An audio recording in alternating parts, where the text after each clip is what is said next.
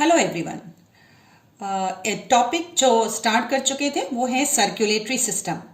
और circulatory system का एक पॉइंट हम लोगों ने कंप्लीट किया था और वो है आरबीसी। इसकी लिंक मैं इसी वीडियो के डिस्क्रिप्शन में पेस्ट कर दूंगी।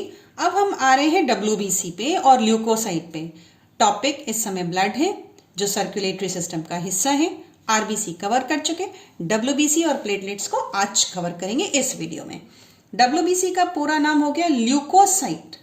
एज यूजुअल जैसे शब्द की मीनिंग निकालते हैं, साइट का मतलब होता है सेल और ल्यूको का मतलब होता है कलरलेस वाइट।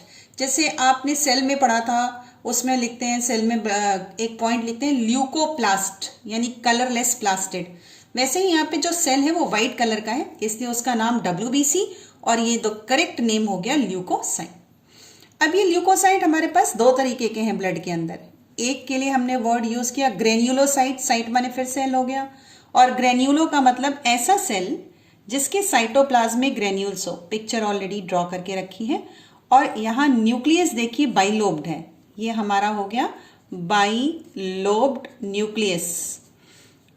ये न्यूक्लियस भी लिख लेते हैं, ये हो गया बाइलोब्ड न्यूक्लियस। और ये ग्रेन्यूल्स हैं, these are very fine granules, तो ये हमने ग्रेन्यूल्स लिख दिया जो साइटोप्लाज्म के अंदर है। इसी ग्रेन्युलोसाइट या ल्यूकोसाइट के ठीक नीचे, ग्रेन्युलोसाइट ने ल्यूकोसाइट के ठीक नीचे एक वर्ड लिखा हमने, देखे लिखा है क्या, पॉली माने सो मेनी, मॉर्फो, मॉर्फो का मतलब होता है मॉर्फोलॉजिकल, बाहर से दिखने वाला, मॉर्फो न्यूक्लियर ल्यूकोसाइट। यानी ये कहना चाह रहे हैं, इस शब्द में पूरा वर्ड एक ही है, ये कहना चाह रहे हैं कि डब्ल्यूबीसी एक ऐसा सेल है जिसके पास बहुत सारे तरीके के न्यूक्लियस पाए जाते हैं। Polymorphonuclear, leucocyte. अब आइए, एक हमने ग्रेन्युलोसाइट में देखा, यहाँ बाइलोब्ड बना रहे हैं, नंबर ऑफ न्यूक्लियस आगे और वेरी करेंगे। लेकिन ये ग्रेन्युलोसाइट तीन तरीके के होते हैं, यहाँ नाम लिखा मैंने, एसिडोफिल्स। फिर शब्द को तोड़ेंगे, फिल्स का मतलब होता है टू लव, विच फेवर्स। तो यानी ये वाला जो सेल है वो एसिड स्टेन को प्रेफर करेगा। फिर वही दूसरा सेकेंड, बेसोफिल्स, ये बेसिक स्टेन को प्रेफर करेगा। और न्यूट्रोफिल्स, दोनों में से कोई भी, इसे कोई फर्क नहीं पड़ता, इसलिए हमने वर्ड यूज किया न्यूट्रोफिल्स। इसी ल्यूकोसाइट का दूसरे टाइप का सेल कहलाता है ए माने नो, नहीं है, ग्रेन्युलो जिसके साइटोप्लाज्म में ग्रेन्यूल्स ना हो, और साइट का मतलब हो गया फिर वही सेल। तो आप यहाँ देख सकते हैं एक सेल हमने ड्रॉ करके रखी हुई है, सिंपल साइटोप्लाज्म यहाँ बनाया हुआ, ये हो गया इसका साइटोप्लाज्म। ग्रेन्यूल्स नहीं दिख रहे हैं इसलिए डॉट्स को बहुत छोटा बनाया, और जो न्यूक्लियस है वो सिंगल है, लोब्ड नहीं दिख रहा है यहाँ पे न्यूक्लियस।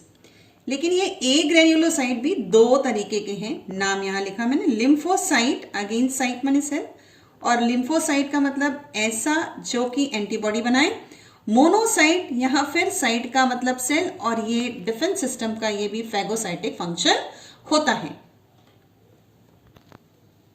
अब हम पढ़ेंगे function of different WBC. WBC जो अभी हमने कंप्लीट किया, ग्रेन्युलोसाइट और ए ग्रेन्युलोसाइट, चारों पांचों, फिफ्थ, ऑल फाइव डब्ल्यूबीसीज आर रिटन ओवर हियर। पहला देखिए एसिडोफिल्स लिखा था, तो एसिड का स्टेन लेगा। डेफिनेट सी बात है कि अगर कोई एसिड का स्टेन ले रहा है तो उसका साइटोप्लाज्म जो है वो नेचर में एल्कलाइन होगा। यहाँ न्यूक्लियस दो पार्ट में डिवाइडेड है, बाइलोब्ड है। इसी एसिडोफिल्स को जो और नाम है, सेकेंड नाम है, उसको हम इस्नोफिल्स के नाम से भी जानते हैं। इओसिन एक स्टेन होता है, उस स्टेनिंग मटेरियल से हम इन सेल्स को स्टेन कर सकते हैं। दूसरी चीज, सेकेंड पॉइंट, कि टोटल डब्ल्यूबीसी का 1 से 3% ही हमारे ब्लड में प्रेजेंट होता है। अब सबसे इंपॉर्टेंट काम, जो फंक्शन, ऊपर हेडिंग डाल रखी है हमने, their number increases during the allergic reaction. जब कहीं एलर्जी हो जाए किसी पार्ट में तो उस कंडीशन में इस्नोफिल्स का नंबर ब्लड में बढ़ना शुरू हो जाता है। नेक्स्ट आइए बेसोफिल्स, यहाँ हम इसको बेसिक स्टेन देंगे। यहाँ परसेंटेज देखिए 0.5 से 1% तक है टोटल डब्ल्यूबीसी। एक प्रोटीन है जिसका नाम है हिपेरिन, तो इस बेसोफिल के पास ये भी पाया जाता है, हिपेरिन। और ये वाले जो सेल्स होते हैं ये दे कंटेन हिस्टामिन। हिस्टामिन एक इन्फ्लेमेटरी एजेंट है, अब इन्फ्लेमेशन क्या होता है ये मैं अभी आपको समझाऊंगी, लेकिन ये याद रखिए हमें फंक्शन में क्या लिखना है बेसोफिल्स के, दैट इट कॉजेज इन्फ्लेमेशन। ये आपके एग्जाम का क्वेश्चन है, ये यहाँ लिख लेते हैं हम लोग कि एग्जाम में पूछा जाता है कि बेसोफिल का फंक्शन क्या है, आपको लिखना है इन्फ्लेमेशन। फिर पूछेंगे एसिडोफिल्स या इसनोफिल्स का फंक्शन क्या है, तो इट कॉजेज एलर्जिक रिएक्शन। अब थर्ड पॉइंट यानी न्यूट्रोफिल्स पे किसी से भी स्टेन कर लें, एसिड या बेस। अब मॉर्फोलॉजी देखेंगे इन सेल्स में न्यूक्लियस की। देखिए एसिडोफिल्स जो थे वहां पे न्यूक्लियस दो था, दो का मतलब बाइलोब्ड था, एक ही है लेकिन दो पार्ट में डिवाइडेड दिख रहा है। बेसोफिल्स में देखेंगे तो यहाँ ट्राइलोब्ड है। यहाँ देखिए यहाँ पे 1 2 3 4 1 2 3 end of course the fourth, यानी टोटल जो है वो 4 लोब्स दिख रहे हैं। मे बी इससे ज्यादा भी नंबर हो सकते हैं, न्यूक्लियस एक ही है लेकिन मल्टी लोब्ड है। तो इतने तरीके के न्यूक्लियस की वैरायटी पाए जाने की वजह से हम इसको पॉलीमॉर्फिक न्यूक्लियर WBCs के नाम से जानते हैं। अब जो न्यूट्रोफिल्स हैं इनका परसेंटेज नोटिस करिए 60 to 65% है। अब अगला एग्जाम का क्वेश्चन पूछा जाता है कि कौन सा ऐसा WBC है जिसका परसेंटेज मैक्सिमम है। आप यहाँ नोटिस कर पाएंगे कि सबसे ज्यादा पाया जाने वाला WBC न्यूट्रोफिल्स है। अब इसके फंक्शन पे आइए। इसका फंक्शन है फेगोसाइटोसिस, ये फेगोसिटिक सेल्स है। फेगोसाइटोसिस का मीनिंग अभी इस बाद में डिस्कस करते हैं। और दूसरा ये काम क्या करता है, डायापोडेसिस करता है।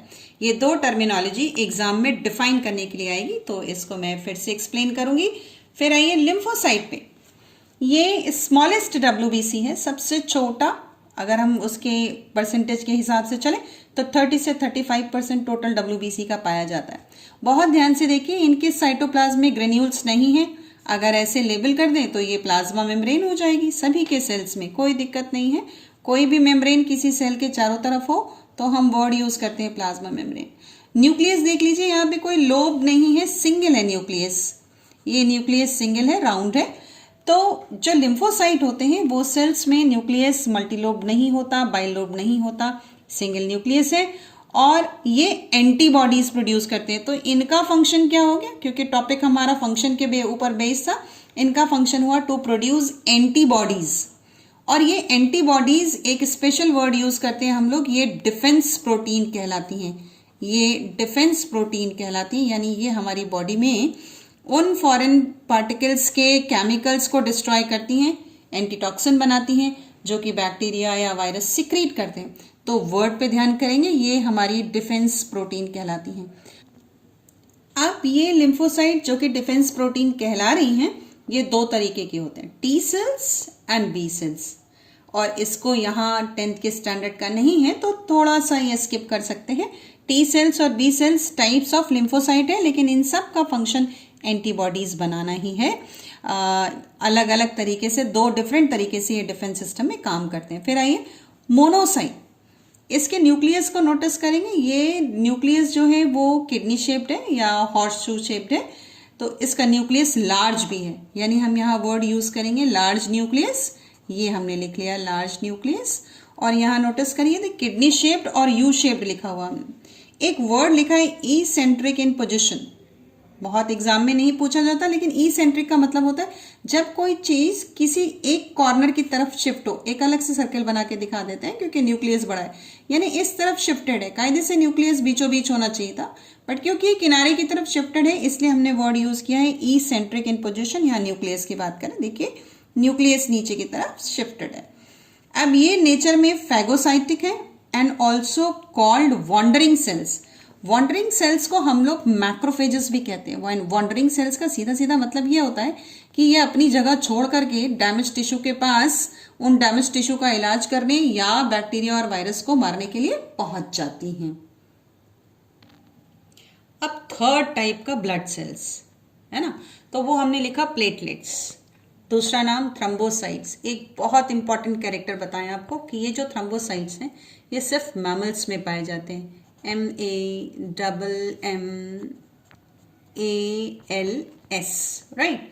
तो this is the specific character of mammals. किसी और वर्टिब्रेट्स में इस तरीके के प्लेटलेट्स नहीं पाए जाते। कैसे हैं स्ट्रक्चर में, ओवल है, स्फेरिकल है, नॉन न्यूक्लिएटेड है, पॉइंट नोट किया जाए, कहाँ से कहाँ चले, RBC enucleated, WBC nucleated, platelets non nucleated, disc like structure, और एक और important point biconvex, RBC biconcave था, ये बाई कॉन्वेक्स हो गया, और इसका साइटोप्लाज्म ग्रैन्युलर है। अब इसके फंक्शन को पीछे हम लोगों ने नहीं पढ़ा, तो इसमें हम लिखेंगे इसका फंक्शन हो जाएगा clotting of blood.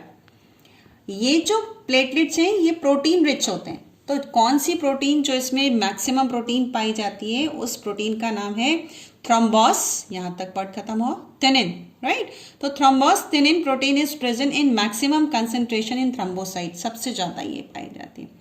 In sales को बनाने वाले सेल्स का नाम बेसिकली ये कट ऑफ होके, राउंड ऑफ होके किसी स्पेसिफिक टाइप ऑफ सेल जिसका नाम मेगा कैरियोसाइट है, मेगा माने बड़ा, कैरियोसाइट, साइट माने सेल, कैरियो मीन्स न्यूक्लियस, बड़े से न्यूक्लियस वाला एक ऐसा सेल जो कि बोन मैरो में था, उसने इन प्लेटलेट्स को बनाया है। अब जब अगर फंक्शन लिखेंगे तो it helps in clotting of blood at wounded area, ये हो गया इसका फंक्शन, जहां पर चोट लग जाए। डब्ल्यूबीसी का फंक्शन जब हम लोग पढ़ रहे थे हमने कुछ वर्ड्स पढ़े जो मैं आपको यहाँ एक्सप्लेन कर देती हूँ। पहला वर्ड हमने पढ़ा इन्फ्लेमेशन। इन्फ्लेमेशन का सीधा मतलब होता है कि अगर कंसिडर करो हम एक हाथ का रफ स्केच बनाते हैं, इस हाथ में कहीं से टिश्यूज जो हैं वो डैमेज हो गए, ठीक है। अब जो टिश्यूज डैमेज हुए हैं वहां पे ये कैसे स्वेलिंग हो गई है, कलर इसके रेड हो गया है, कलर रेडनेस आ गई है, टेम्परेचर इस जगह का थोड़ा बढ़ गया है, तो ये एक तरीके का इन्फ्लेम्ड एरिया है। यहाँ पे ब्लड सप्लाई बढ़ गई है, कलर इसको पिंक कर ले तो शायद आपको ब्लड सप्लाई दिखाई पड़े, ये ब्लड, यहाँ ब्लड की सप्लाई बढ़ गई, ब्लड टिश्यू से तो बाहर आएगा नहीं, तो जो ब्लड वेसल जा रहा था वो ब्लड वेसल यहाँ थोड़ा डायलेट हो गया है, ऐसे हो गया है, और इस वाले हिस्से का कलर जो है बहुत ब्लड सप्लाई होने की वजह से थोड़ा सा रेड दिखाई दे रहा है। यानी क्या क्या किया, थोड़ी स्वेलिंग दिख रही है, थोड़ा यहाँ पे टिश्यू एक्यूमुलेट हो गया है। उस टिश्यू में क्या क्या हो सकता है, उस टिश्यू में प्लाज्मा हो सकता है ना, उस टिश्यू में लिम्फ हो सकता है। और पीछे अभी जब इन्फ्लेमेशन का फंक्शन पढ़ रहे थे तो उसमें हमने एक कंपाउंड का नाम लिया था हिस्टामीन, यानी अगर हम यहाँ के टिश्यू को टेस्ट करें तो यहाँ हिस्टामीन बहुत ज़्यादा पाया जाएगा, क्योंकि हिस्टामीन इन्फ्लेमेशन कॉज करता है।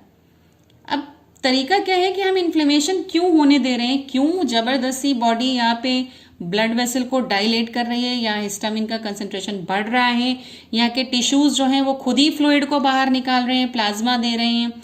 ऐसा इसलिए होता है कि जो भी इन्फेक्शन है या जो भी पैथोजन है जो इतने हिस्से में लोकल एरिया में है, उसके चारों तरफ एक ऐसी वॉल बन जाए इस टिश्यू के चारों तरफ कि वो इतने एरिया में ही रहे, यहीं पर सारा ट्रीटमेंट इसकी करने की कोशिश की जाती है, और वो पैथोजन कहीं दाएं बाएं या इधर स्प्रेड होने से जितना बॉडी बचा सके उतना बचाने का काम करती है। तो इस तरीके के स्वेल्ड अप हुए एरिया को हम लोग इन्फ्लेमेशन कहते हैं।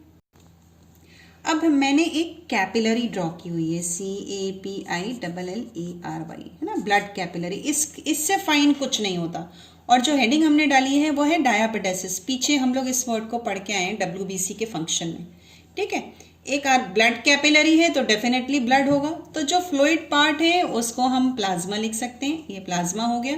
हालांकि इस पॉइंट का यहाँ कोई रेलिवेंट पॉइंट नहीं है ये, और ये आरबीसी हो गया। लेकिन कभी कभी आपके एग्जाम में ऐसा डायग्राम आता है और वो आपसे यहाँ नंबर डाल के 1 2 3 पूछते हैं व्हाट इज इट, और ये हमने एक WBC यहाँ सिंपली लिख लिया, राइट। अच्छा, एक और बात की, एक जब हम लोग WBC पढ़ रहे थे तो ये डायापेडेसिस का फंक्शन हमने न्यूट्रोफिल्स में पढ़ा था, NEUTROPHILS, ठीक है, न्यूट्रोफिल्स में पढ़ा था। तो WBC हमने यहाँ लिखा है, that is more correct according to your syllabus, लेकिन बेसिकली देखा जाए तो ये फंक्शन न्यूट्रोफिल्स करते हैं। अब जो सेकेंड स्टेप है इसको हम A कर लेते हैं और इसको हम B कर लेते हैं। अब सेकेंड स्टेप में ये WBC क्या कर रहा है कि ये एक स्यूडोपोडिया बनाता है और कैपिलरी की वॉल से बाहर निकलने की कोशिश करता है। ऐसा वो क्यों कर रहा है, क्योंकि ये जो कैपिलरी के बाहर जो फ्लूइड है इसको हम टिश्यू फ्लूइड कह सकते हैं। तो वो ऐसा इसलिए कर रहा है क्योंकि उसके पास ये मैसेज है कि यहाँ पे कोई बैक्टीरिया है जिससे फाइट करने के लिए ये WBC बाहर जा रहा है। तो अल्टीमेटली जो लास्ट स्टेज होगी, RBC को सिंपली ड्रॉ कर लेते हैं, यहाँ इसका कोई लेना देना नहीं, और ये जो WBC होगी, ये WBC पूरा निकल करके ऐसे करके ये बाहर आ जाएगा, ये आ गया आपका WBC। तो डिफाइन कैसे करें? Squeezing out of WBC from the fine wall of the capillary. ये कैपिलरी की वॉल है, 1 सेल थिक, इसे यहाँ कर लेते हैं वॉल ऑफ कैपिलरी, CAPILLARY।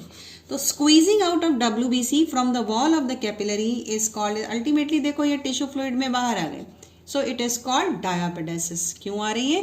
क्योंकि इसको फाइट करना है फॉरेन मटेरियल से। अब इसी WBC को अगले स्टेप फेगोसाइटोसिस के लिए यहाँ ड्रॉ कर लेते हैं। ये WBC टिश्यू फ्लूइड में आ गई, ये आ गया, हमने TF लिख लिया, TF का मतलब यहाँ टिश्यू फ्लूइड, WBC ये यहाँ पड़े हुए, ठीक है, ये WBC आ गई। अब इस WBC को पता चला कि भाई इसके पास, हमारे इस सेल के आसपास कोई बैक्टीरिया है, तो उस बैक्टीरिया को हम यहाँ ऐसे ड्रॉ कर लेते हैं, बैक्टीरिया आगे। अब आप देखिए इस WBC ने इसको ट्रैप करने के लिए इसके चारों तरफ स्यूडोपोडिया बना लिया। यानी अगर हम स्यूडोपोडिया बना के इसको ट्रैप करने का अगर डायग्राम बनाएं तो ये कुछ ऐसा बनेगा और बैक्टीरिया को यहाँ पे ट्रैप कर लिया जाएगा। So to engulf any foreign particle, to engulf bacteria और virus, यहाँ पे हम बैक्टीरिया लिख लेते हैं, ज़्यादा क्लियर हो जाएगा। Inside the cell that is WBC, it is called phagocytosis। यानी ये हमारे डिफेंस सिस्टम का एक हिस्सा है। अब लास्ट पॉइंट, पस बेसिकली बहुत ज़्यादा एग्जाम में नहीं पूछा जाता, लेकिन अब आप खुद सोचिए कि एक प्रोसेस WBC ने किया, फैगोसाइटोसिस, टिश्यू फ्लूइड में आया, उसको पता चल गया यहाँ बैक्टीरिया है, उसने बैक्टीरिया को मार दिया। दूसरा अभी पीछे पढ़कर आए हैं कि इन्फ्लेमेशन हुआ, वहाँ पे मैक्रोफेजेस आए, वहाँ पे उन्होंने फाइट किया, वहाँ पे भी उन्होंने टिश्यूज जो डैमेज थे उनको भी फिनिश किया और बैक्टीरिया को भी फिनिश किया। तो अल्टीमेटली कुछ WBCs जो इतने सारे वीर सैनिकों की तरह काम कर रहे हैं, वो भी वीर गति को प्राप्त हो जाते हैं और वो डैमेज हो जाते हैं, बेकार हो जाते हैं। तो जो व्हाइट कलर का फ्लूइड बनाते हैं वो WBC ही होते हैं, डेड होते हैं, जो फाइट करते हुए डैमेज हो गए।